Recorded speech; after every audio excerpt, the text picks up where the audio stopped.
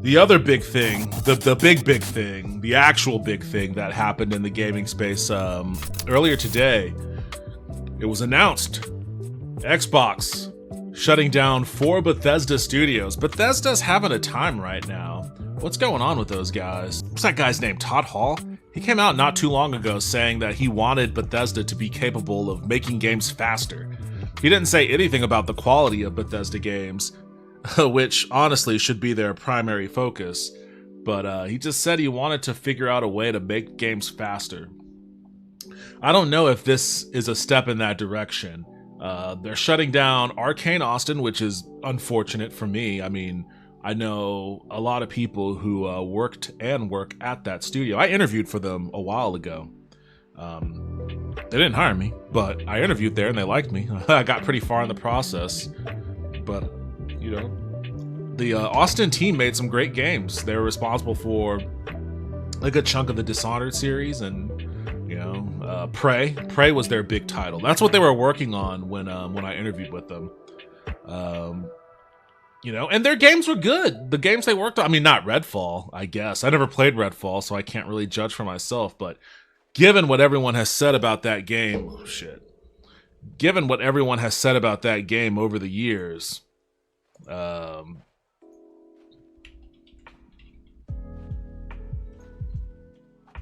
the audacity of still charging $60 or $70 for it. Well, the audacity of charging $70 for this game to begin with, in addition to still having it be $70 after you tell everyone that the game isn't being supported anymore. But not a great number of reviews on this game, and most of them are negative anyways. So not a lot of positive things people had to say about this game, which sucks. It's unfortunate. From all accounts, it sounds like the studio was forced to develop a game that A, they had no experience in developing that type of game, and B, they didn't really want to, but you know, they were forced to. So that's a management decision on Bethesda's part that led to an absence of quality in that regard. But you know, I'm not going to pin that on Arcane Austin. It just sucks that it had to come to this. Tango Gameworks as well. So they were the ones that were responsible for The Evil Within, which I never played, but Justin played the first 2, I believe, and he loves those games. He thinks they're awesome, but he tells me I should play them. I probably should. But they also did Hi-Fi Rush, which I did play a good chunk of on this stream, and I love that game. I actually need to go back and finish it. But yeah, I mean, they're no slouches. Alpha Dog, I'm not familiar with them, and Roundhouse sounds like they did a lot of support development, so they probably contributed to the development of several of the games I've mentioned already. But I mean, at least these first 2, I mean, why shut them down? I have to imagine, like, it wasn't possible to find a buyer. Like, Sega wouldn't have bought Arcane or something, you know? Epic or any other publisher.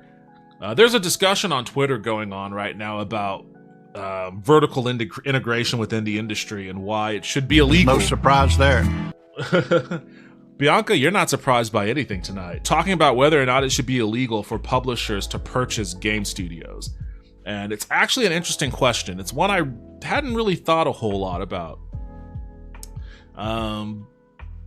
I don't know where I fall on that. I don't know if I would go so far as to say it should be illegal for a game publisher to purchase a game developer.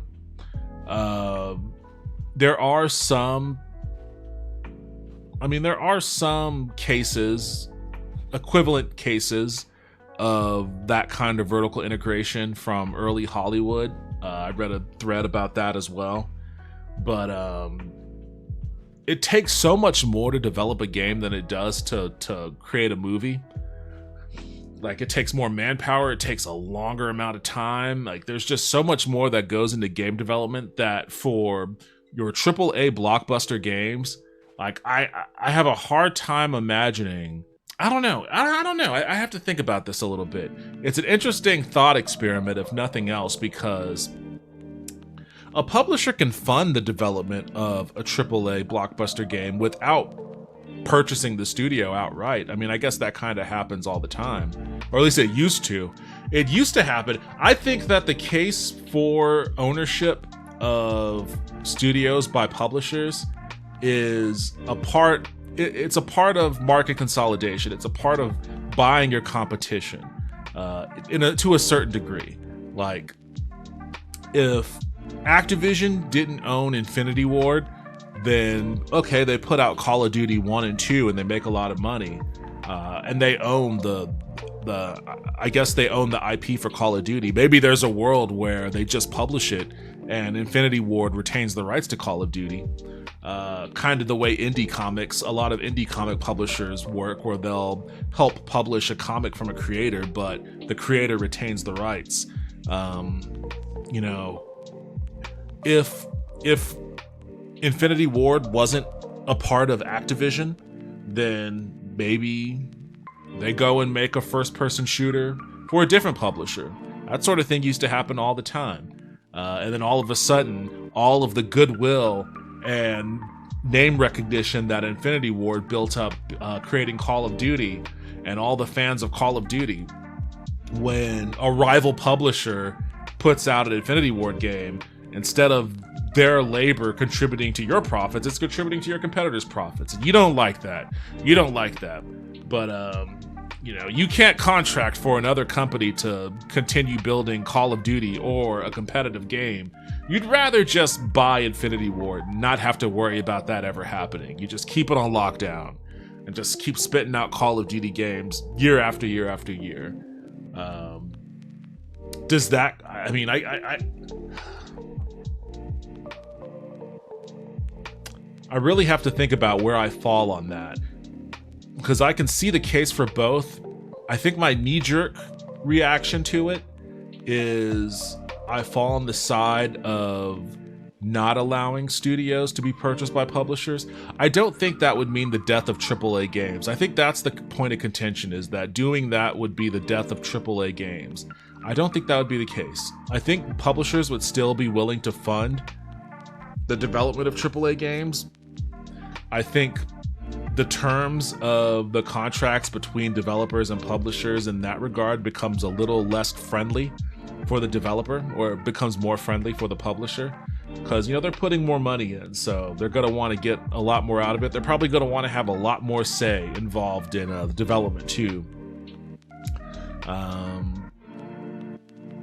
I don't know. I mean, it's not something that's used to. I think game development used to be more like that back in the past anyways. It's hard to imagine it going back to that kind of structure, but maybe that's what the game industry needs. I mean, we're talking about 2024 that has seen an insane number of layoffs. And that was before we started seeing all the studio shutdowns. Like, this isn't just a layoff. This is like, you know, companies that have been around for years developing incredible brands, incredible IPs getting shut down, and all these people getting put out of work. So clearly something with the structure of the game industry needs to change in a pretty dramatic way. Microsoft is shutting down 4 of the studios it picked up as part of the 2020 Bethesda acquisition, as reported by IGN. The 4 studios includes Arcane Austin, maker of last year's disappointing Redfall, and, you know, they may have wanted the tax loss by closing the studios.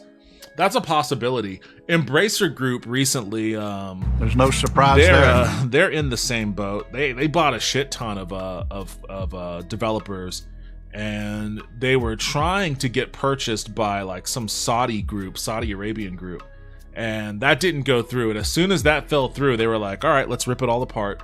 So they started shutting down studios, but they allowed, I can't remember which studios, but they allowed a couple of studios to purchase their independence, basically.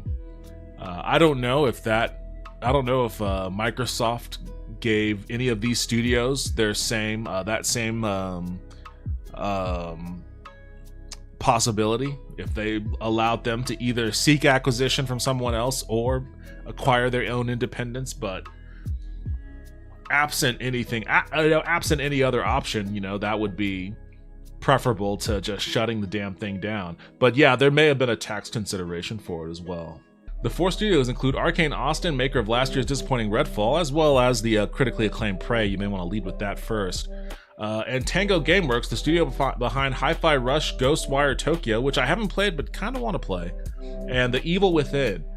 Beyond that pair, Mighty Doom developer Alpha Dog Studios and Human Head software successor Roundhouse Games are also shutting down. In an email to staff, Xbox Game Studios head Matt Booty, what a name, reportedly said the company was closing the developers in order to focus resources on, quote, high-impact titles and the rest of Bethesda's portfolio of games. I wonder, it's like, all right, well, first of all, if they want to focus on high-impact titles, why in the ever-loving mother of fuck are they shutting down two studios that were responsible for creating probably 2 of Bethesda's best games of the past, 10 years? Like, honestly, Prey was awesome, and I would play that. If I had to choose between that or what, fucking Starfield, and what else came out from Bethesda in the past few years that wasn't one of these 2 companies making, even Fallout 4, I would take Prey over that. I would take Hi-Fi Rush over that. Why shut down 2 talented studios if you want to focus on high-impact titles? Those guys made some high-impact titles. I would like to see sales numbers too. I wonder what impact Starfield, the disappointing launch and life cycle of Starfield, I wonder what that had on this, what effect that had on this. And I wonder what effect it's having on Elder Scrolls 6. To double down on these franchises and invest to build new ones requires us to look across the business to identify the opportunities that are best positioned for success. Alright, that's some bullshit corporate speak. This reprioritization of titles and resources means a few teams will be realigned to others and some of our colleagues will be leaving us. Booty said that some of Arcane Austin's developers will be moved to other Bethesda studios. Okay, so that's good. It isn't a complete, firing of everybody that worked there, so at least some people will be retained within Bethesda. While the entire team, okay, well, except for these guys, the entire team at Roundhouse will become part of ZeniMax Online. So, okay, so they are retained. Okay. I saw that while and I thought something dire was happening. So that's cool. Roundhouse in name is no longer a thing, but all of the Roundhouse employees are going to become part of ZeniMax Online, okay, to work on Elder Scrolls Online. Okay. That's fine, because it sounds like Roundhouse they were already co-developers anyways, so they weren't ever explicitly responsible for any particular IP. So that's good for them. That's good news. In addition to the studio closures, Booty said, quote, a small number of people in Bethesda publishing and corporate roles will also be laid off. Well, that sucks. As for the games, you don't ever hear about this shit happening in Japan either. Because in Japan, which also, I don't know if you know this or not, but they make video games in Japan too. But they also have very strict laws about how and when businesses can go about firing or laying people off. And hint, it's not an easy or trivial thing for a company to do over there. There are laws, and when you get past all those laws into a position where you can do it, it's very, very frowned upon. As for the games these teams have been working on, Redfall will not receive any more content updates, and those who purchased the Hero Pass DLC, which was advertised as including 2 yet-to-be-made playable characters, will receive an unspecified make good of some sort. As for Alpha Dog's cute mobile top-down shooter, Mighty Doom, that game will be sunset on August 7th. When did that come out? What does sunset mean? Does that mean people who bought it won't be allowed to play it anymore? Microsoft announced this is why you don't. This is one of the many reasons why games as a service / live service games are becoming more and more frowned upon in a finicky industry. Microsoft announced in January that it would be laying off 1,900 people from its games division. Microsoft declined our request for clarification as to whether these cuts are part of that round of layoffs or in addition to it. You would think they would want to jump at the opportunity to specify, no, this is a part of that. This is not in addition to it, this is a part of it. But the fact that they didn't want to clarify probably means that it's in addition to the 1,900 they already laid off prior. In a just country, mass layoffs would result in the CEO stepping down with no bonuses of any kind because this should be seen as a disgraceful failure on their part. Absolutely. Absolutely. Absolutely. And I don't know what we can do to get to that point. Like, it should be old school Japan.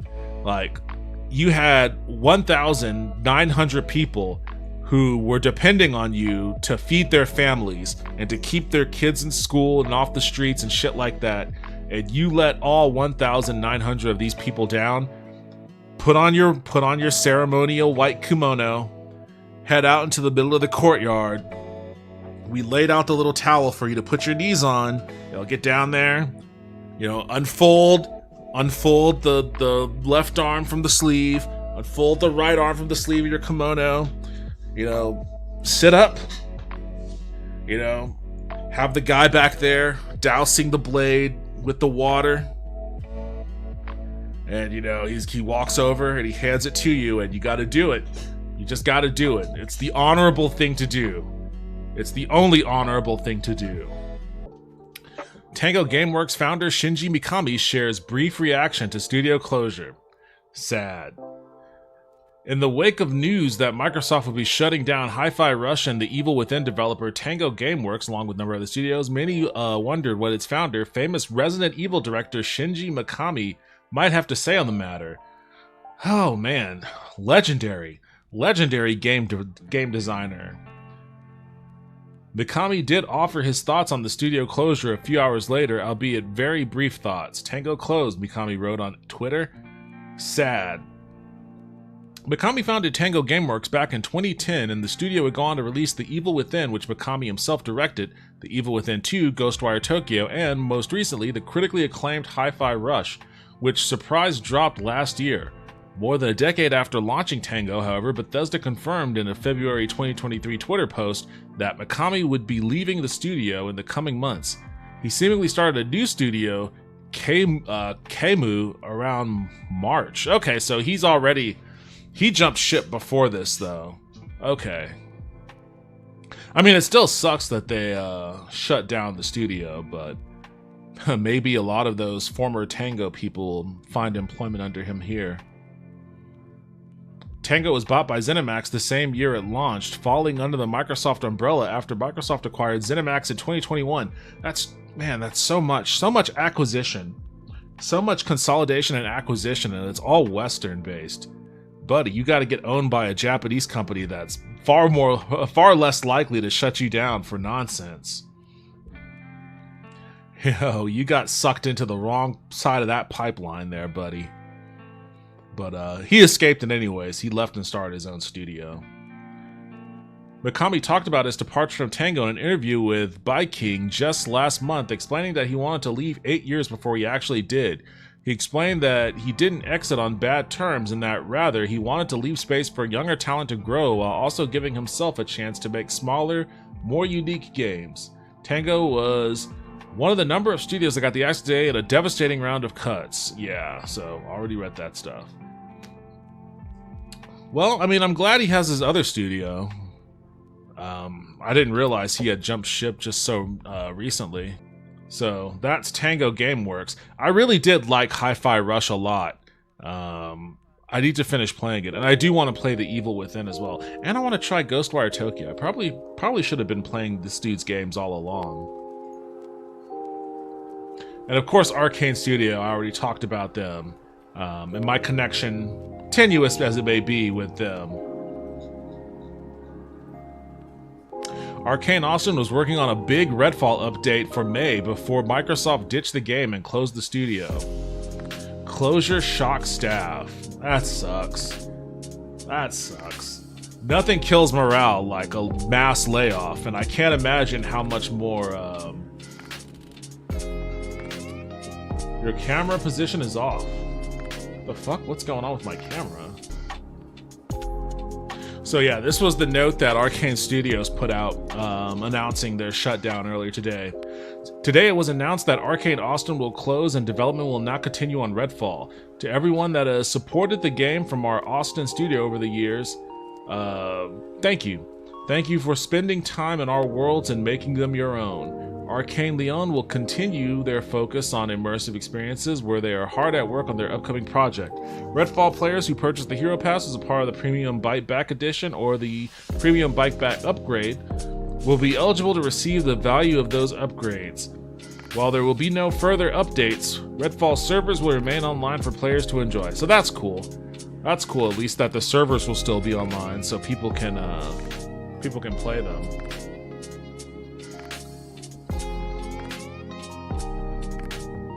Redfall is one of the highest profile disasters in Xbox history. Oof.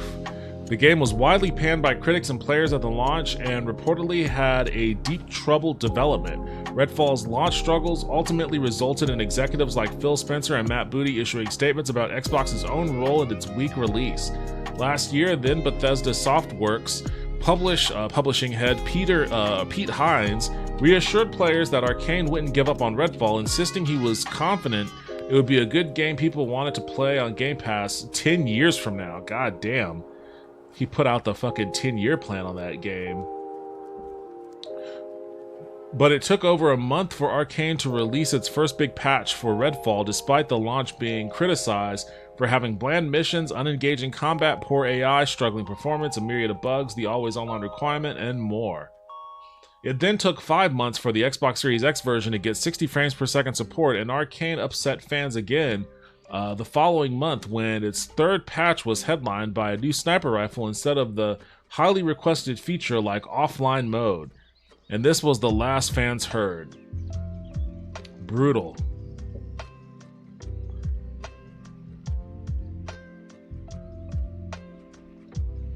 Don't throw us into gold fever gambits. Don't use us as strawmen for miscalculations, blind spots. Don't make our work environments Darwinist jungles.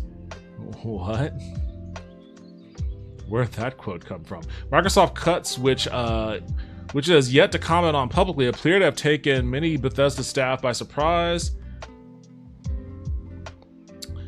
Booty's email to staff is littered with errors, including the names of studios and DLC, and today's Xbox blog post about the new Fire Vapor Special Edition controller initially included the tagline, "Feel the burn today." Microsoft later removed it. Oh man. So the same day that they shut down 4 studios and put a shit ton of people out of work, they put out an ad that literally said, "Feel the burn."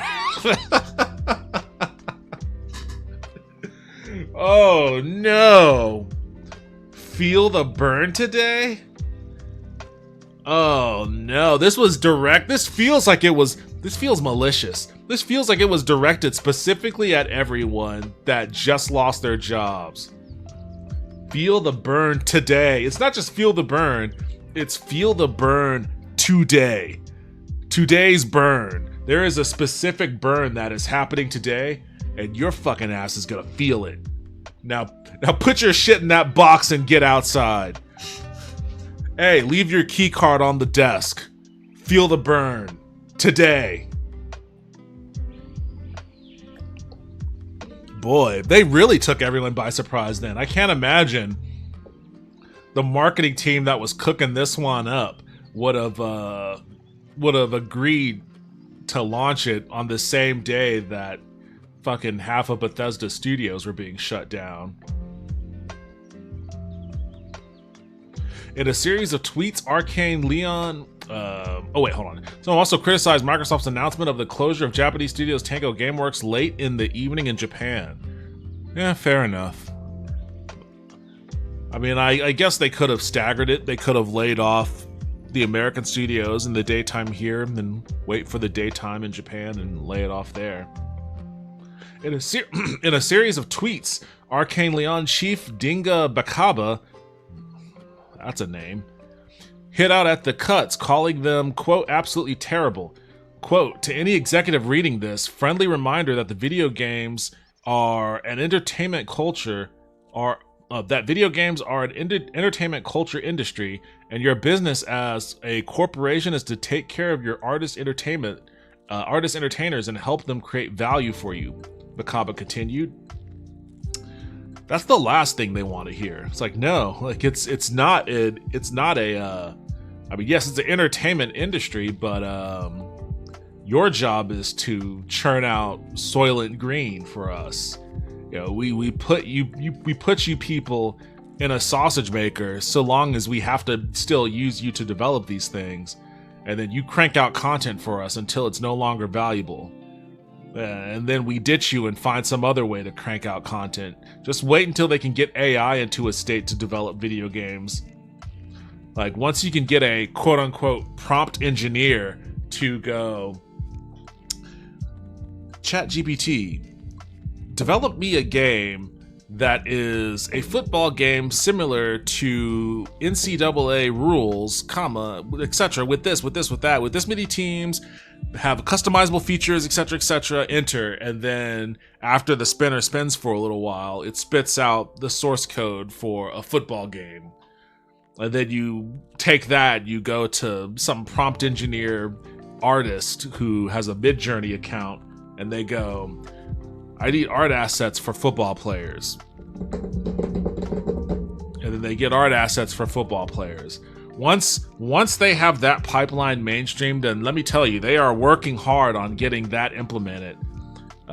They won't ever have to worry about hearing motherfuckers like Bacaba talk about your business as a corporation is to take care of your artists and entertainers and help them create value for you. No, they're gonna ship this motherfucker out as fast as possible and just get a couple of prompt engineers cranking out games with ChatGPT. Redfall game director Harvey Smith. Oh, he was the game director.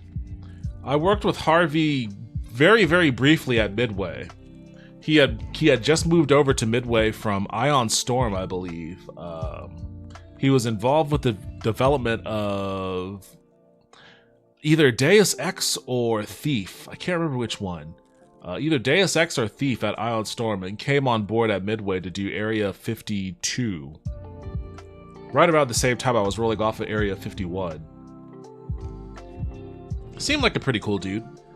Redfall director Harvey Smith also commented, I just want to say that I love all the people at Arcane Austin so much. Great times, hard work. We went through so much together. Of course, today's news is terrible for all of us. Your talent will lift you up, and I will do anything I can to help. That's a bummer. This is a bummer. It's all a huge bummer. A fucking gut stab. Game industry reacts to shocking new studio closures. Yeah, and it's not just a bummer to obviously the people who lost their jobs, but really everyone across the entirety of the industry, they were all raging on Twitter today. And it was pretty interesting. I was going through a bunch of threads and old coworkers and stuff, and just seeing how people were reacting to it, and it definitely feels different. Like, obviously there have been a lot of layoffs in the game industry happening over the past year or so, but there's something about what happened today that did just feel different. Feel the burn? Does the controller give you gonorrhea? Don't give them any ideas. I'm sure they'll take that and run with it if they thought there was a way for them to profit off of it. Probably working in concert with some pharmaceutical company. Okay, so that was Dingo Bacaba's quote. Don't throw us into gold fever gambits. Don't use us as strawmen for miscalculations, blind spots. Don't make our work environments Darwinist jungles.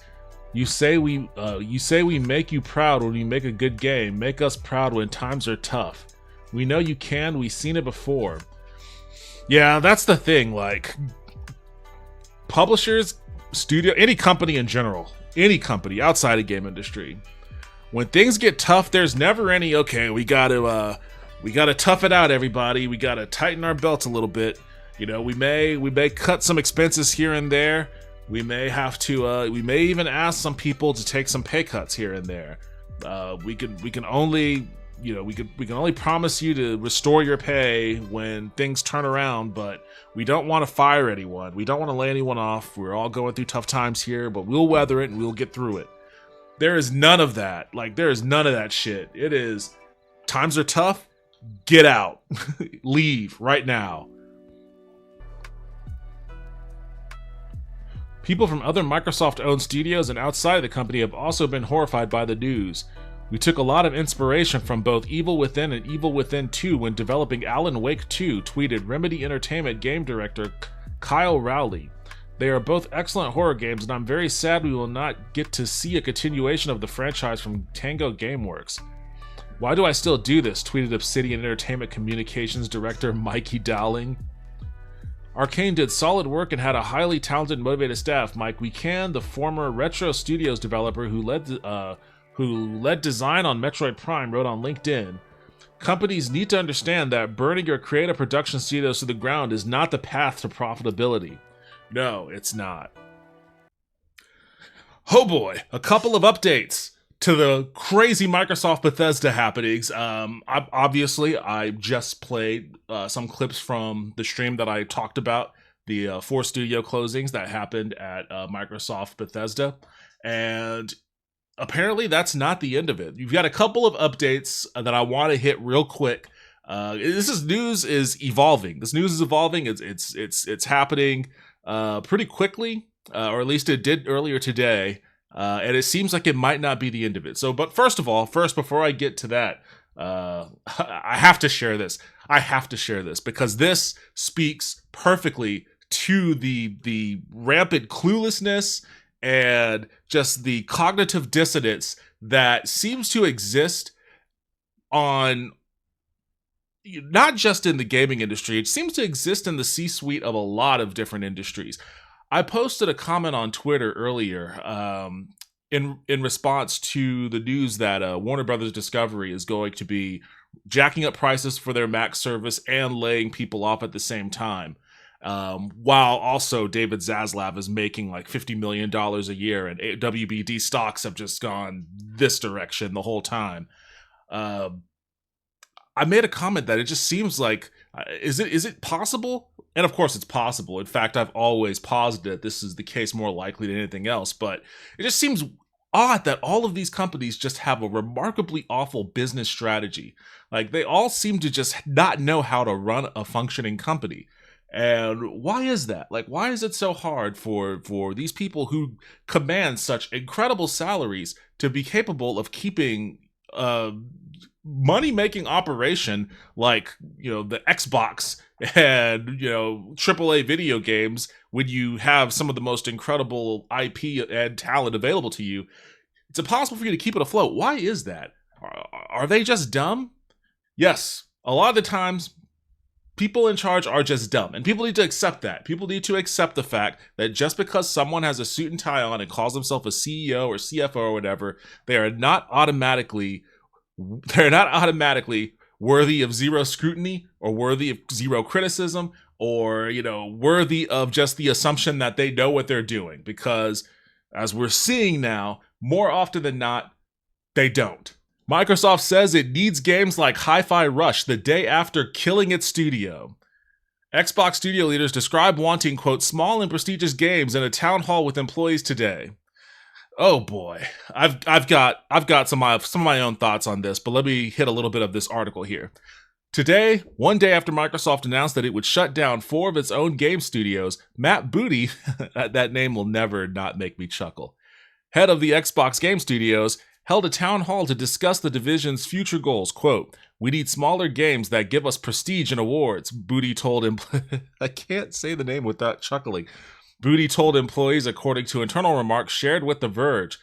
For some listeners on the call, it was a surprising goal. Microsoft had just shut down the Japanese developer Tango Gameworks, which was coming off a small, prestigious hit title, Hi-Fi Rush. Yes, Hi-Fi Rush is the epitome of what that guy just asked for. It was a small title. It didn't have a fucking metric fuck ton of P&A.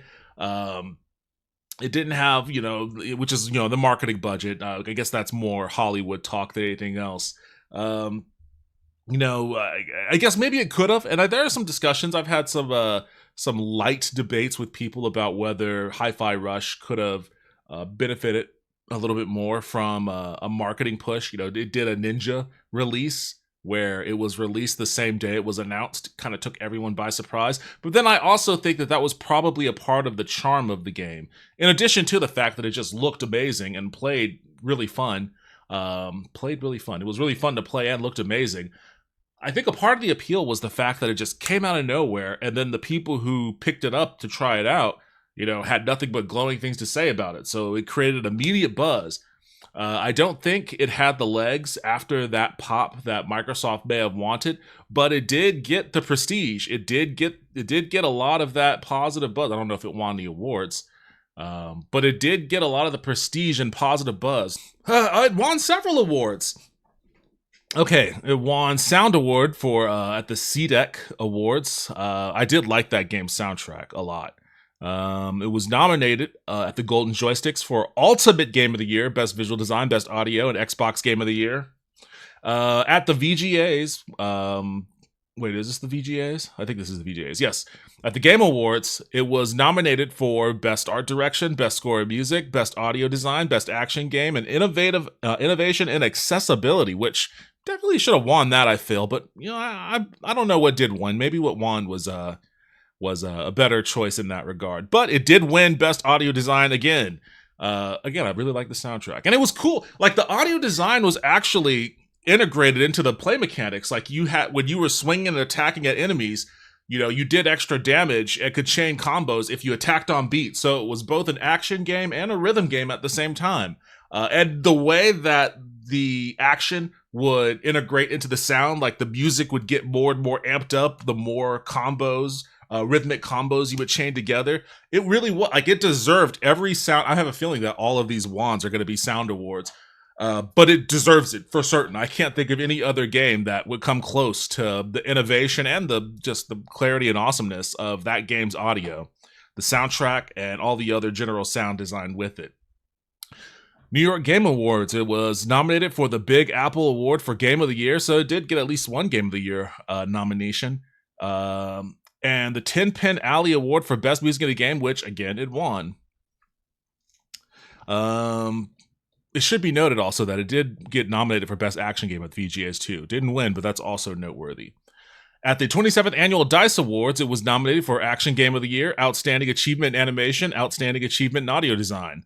Didn't win any of those, though I don't know. I would like to see who they chose for the audio design one. For 24th Game Developers Choice Award, it was nominated for Best Audio Design, Best Design Innovation Award, Best Visual Art, and the Audience Award. It won the Best Audio, of course. And for the 20th British Academy Awards, it was nominated for Best Animation, Audio Achievement. I don't know what accent I'm doing. It fluctuates between British and Australian. Animation, Audio Achievement, Family, New Intellectual Property, Artistic Achievement, and Music. It won for Animation, which is interesting. It has a really cool visual design, visual aesthetic, art direction. Animation's pretty good too. I wouldn't have pegged it as being a winner in that regard, but I guess these guys really like the style.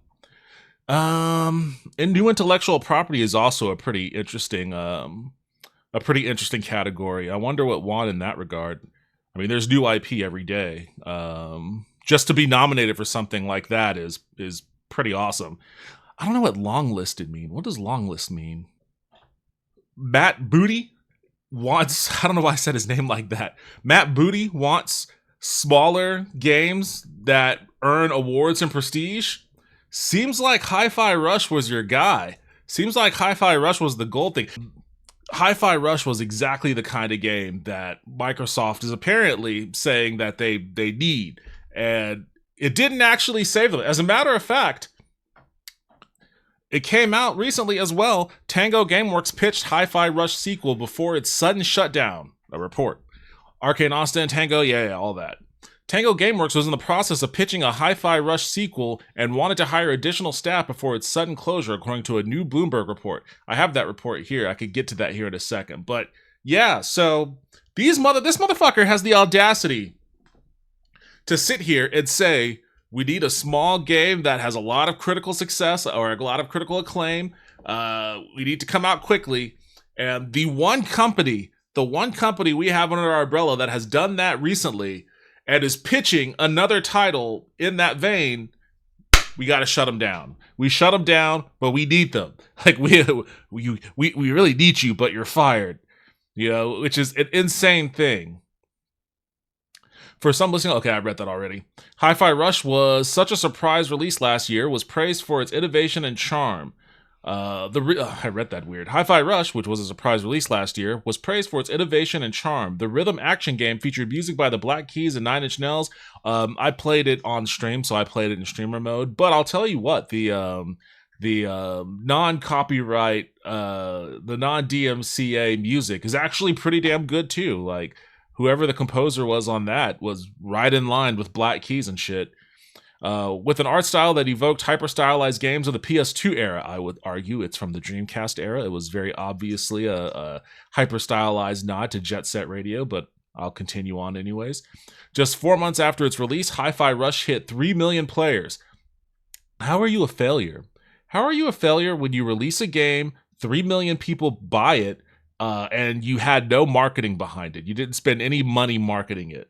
You spent money developing it. Apparently, it was a smaller project than, you know, some of these sprawling AAA titles. So whatever amount of money you spent developing it, it wasn't, you know, it wasn't Starfield level budget. And you had 3 million people buy it, and it's still a failure. That's a failure of your business strategy. Again, all of this is a failure of Microsoft and Bethesda's business strategy. It's a failure of their business strategy. It's a failure of their product planning. It's a failure of their project management. This has nothing to do with the actual creatives. Like, the creatives knocked it out the park. This has everything to do with Microsoft as an awful publisher, which I may or may not have some personal experience with. So yeah, that's what makes this even more frustrating. And I noted this before too, because I can't remember if it was Booty or if it was Spencer who mentioned, or it may have been Todd Howard actually, who mentioned that they want it was actually it was one of the Xbox guys, not the Bethesda dude, because they were talking about reasons for the studio closure, and they mentioned that they wanted to produce games faster, and the studios that they closed had project ideas that were too far out, like the release wasn't soon enough, which says to me, like, okay, does this mean that their plan is to, you know, fire these particular studios so they can go buy some other studio that might be in the middle of developing something they can release earlier? I tweeted this out. Well, that's just mismanagement on Bethesda's part. Yeah, this is what I'm talking about. This is, again, according to I should just read the Jason Schreier article. In a town hall this morning, Xbox president Matt Booty and ZeniMax head of studios Jill Braff said the division had been spread too thin, suggesting that Arcane and Tango were shuttered in part because they were pitching new games that were years away.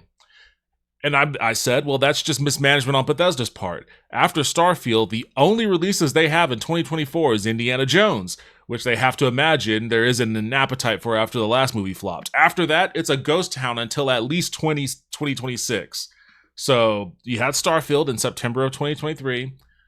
We don't have a solid date for Indiana Jones in 2024, although I imagine that it's probably November or something, maybe September as well. You do have Elder Scrolls Castles if you want to count iPhone games. I'm not, but if you want to, I'm not going to fight with you about it. But then after that, you've got all sorts of TBAs. Elder Scrolls 6, we know we're not seeing that one for a while.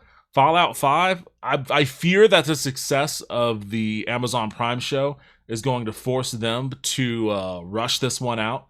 So TBD on that, but they're probably trying to speed up the development on this one.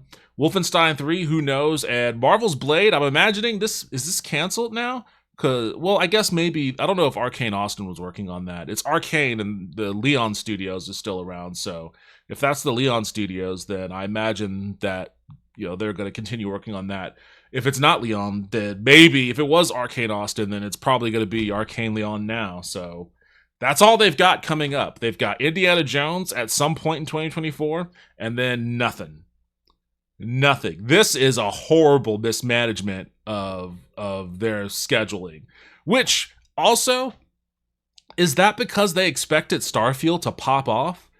Like, were they like, Starfield is going to be such an incredible hit that we're going to be feasting off of this game for at least years and years, several years. We'll be able to feast off this game. Modders are going to be beefing it up. We're going to be pumping out content for it. It's going to keep churning. Like, we've got nothing but blue skies ahead of us once Starfield is launched. So we don't need to really worry. By the time people start to get tired of Starfield, we'll be ready to roll out Elder Scrolls or Fallout. I wonder if that's really what went into, and maybe they also thought Indiana Jones can be a holdover in the interim. I wonder if that's what they really thought when they had this schedule in mind, because this is inexcusable for a AAA blockbuster studio that encompasses so much. Like, it encompasses Machine Games, it encompasses Bethesda Game Studios, it encompasses Arcane, it encompassed Arcane, it encompassed Tango Gameworks, a whole lot, you know, and nothing. That's poor management. Again, wearing a suit and tie and calling yourself executive does not make you an intelligent person. It does not mean you know what you're doing. While Microsoft hasn't shared sales data, it was apparently happy with the game when rumors swirled that, well, there were two conflicting reports on that. There were some reports that said Microsoft was happy with it, and there were some reports saying that it didn't do enough. So, when rumors swirled that it wasn't doing well commercially, Aaron Greenberg, the vice president of Xbox Games Marketing, wrote on X that Hi-Fi Rush, quote, was a breakout hit for us and our players in all key measurements and expectations. You know, that's basically him saying as much. We couldn't be happier with the team at Tango Gameworks delivered with this surprise release. So there you go. you could please the brass to the best of their ability to be pleased. They couldn't be happier. They're at the max level of how pleased they can be, and it's not going to save your ass. By all accounts, including Microsoft's own, Tango Gameworks made a hit and something wholly unlike anything made before. Before Hi-Fi Rush, Tango Gameworks was known exclusively for its survival horror games, including the Evil Within series and Ghostwire Tokyo. In an interview with Kinda Funny Games, Xbox head Phil Spencer spoke about how important it was for Xbox to allow studios to make games outside of their comfort zone, which I agree with. You know, the one thing that I fear is that this is if there's any internal backlash, it's going to be not allowing game studios to do this. Even though they're giving you the lip service of saying they want games like this, like, the actions do not match with the rhetoric in this regard. Hi-Fi Rush also represented Microsoft's commitment to bringing Japanese exclusives to the console. In an interview with Game Watch, a Japanese video game media outlet, Spencer praised Hi-Fi Rush for its high quality and said that players could expect to see more AAA titles from Japan, evoking the days when Lost Odyssey and Blue Dragon were both exclusive on the Xbox 360. Quote, while there are titles that we can't announce yet, said Spencer in the September of 2023 interview, translated by VGC, we are currently developing new games in collaboration with Japanese companies. It's worth wondering if that's still the plan now that Tango is shut down. Well, I don't know if Tango was the studio that he was referencing there, but if it is, then that's no longer the plan. Yeah, so there is that.